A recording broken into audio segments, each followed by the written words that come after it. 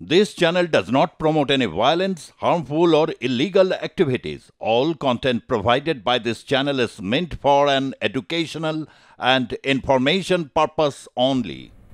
আন্তঃরাজ্য ডাকাতি দলের 6 সদস্যকে গ্রেপ্তার করল পুরুলিয়া জেলা পুলিশ। ধৃতদের 3 জনের বাড়ি পুরুলিয়া সাঁওতালডি থানা এলাকায়, বাকি 3 জনের বাড়ি ঝাড়খণ্ডে। 2022 সাল থেকে 2024 সাল পর্যন্ত রঘুনাথপুর, আদ্রা, সুভাষনগর, আটচার, সেনাবনা সহ একাধিক জায়গায় ডাকাতির ঘটনা ঘটে।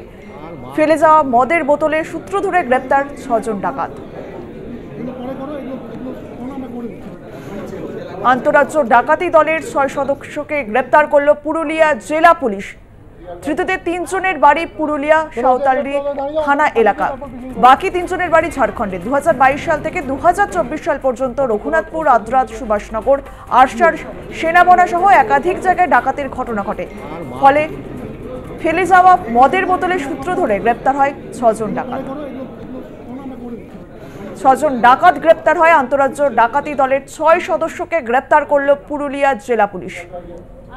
ধৃতদের 3 জনের বাড়ি পুরুলিয়ায়, এমনটাই জানা যাচ্ছে। বাকি 3 জনের বাড়ি ঝাড়খণ্ডে। টেলিফোনে রয়েছে আমাদের সঙ্গে আমাদের প্রতিনিধি গৌতম প্রামাণিক। গৌতম, 6 জনকে গ্রেপ্তার করল পুলিশ, পুরুলিয়া পুলিশ, কি জানা যাচ্ছে?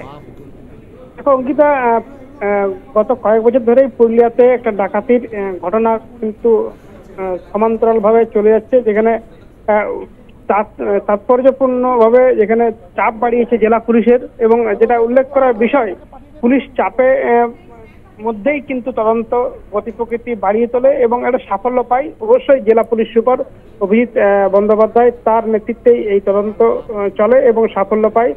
উল্লেখ করার বিষয়, যেখানে এই ধৃত ডাকাত দলের কাছ থেকে আগ্নেয়াস্ত্র উদ্ধার করেছে এবং যেটা বেশ কিছু কার্তুজও পাওয়া গেছে। পুলিশের পক্ষ থেকে যেটা জানানো হচ্ছে যে এই কোনো গ্যাং, আন্তঃরাজ্য এই গ্যাং আরো বড় কোনো চক্রের সঙ্গে যুক্ত কিনা সেটাও কিন্তু খতিয়ে দেখে তদন্ত চলছে বলে জানানো হয়েছে আমাদের আজকে। ধন্যবাদ গৌতম।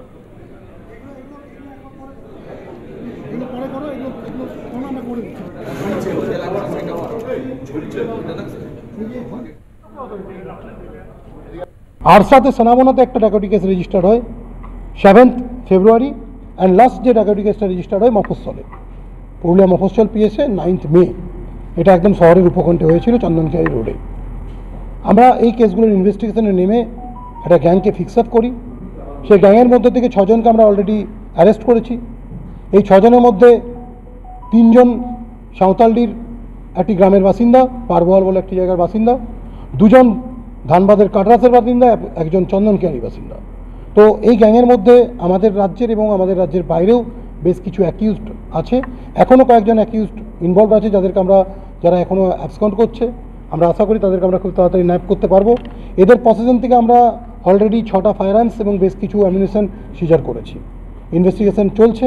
আমরা এদেরকে নিয়ে যে প্রসিডিং আছে, আমাদের লিগাল প্রসিডিং আছে, সেগুলো আমরা করছি।